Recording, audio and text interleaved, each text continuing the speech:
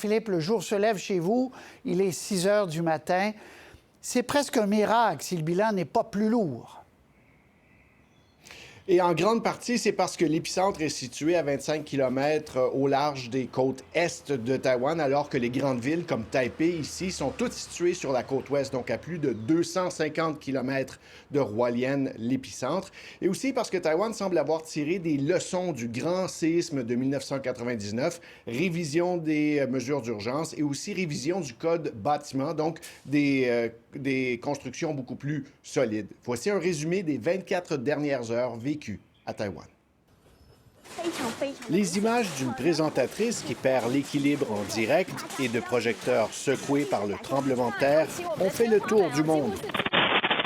Celles captées sur le vif par les Taïwanais témoignent aussi de la puissance du séisme.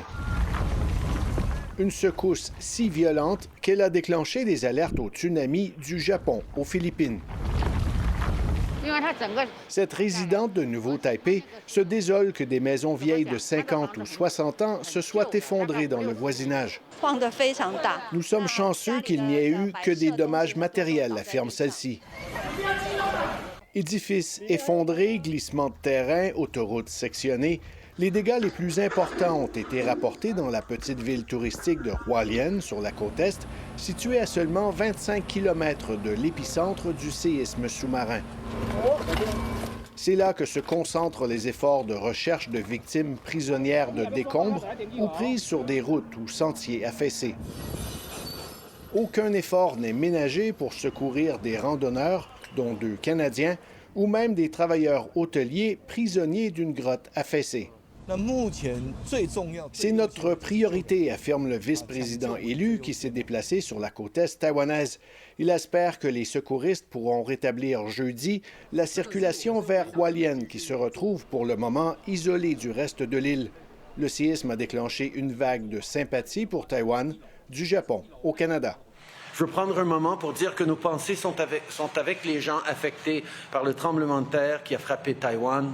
Le Canada est prêt à apporter son soutien et on a pris contact avec les autorités taïwanaises.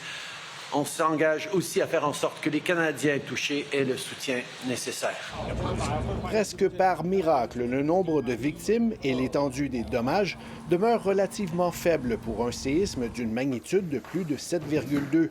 Celui d'une magnitude semblable qui a frappé Taïwan il y a 25 ans avait été dévastateur, causant près de 2500 morts et faisant plus de 11 000 blessés. Ça indique que, tout d'abord, la zone affectée, c'était pas la zone la plus densément peuplée à Taïwan, mais aussi que les édifices plus récents ont bien résisté aux vibrations, ce qui est rassurant.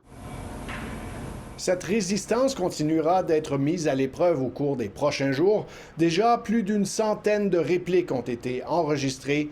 Il risque fort d'y en avoir pour encore 3 à 4 jours. Ici Philippe Leblanc, Radio-Canada, Taipei.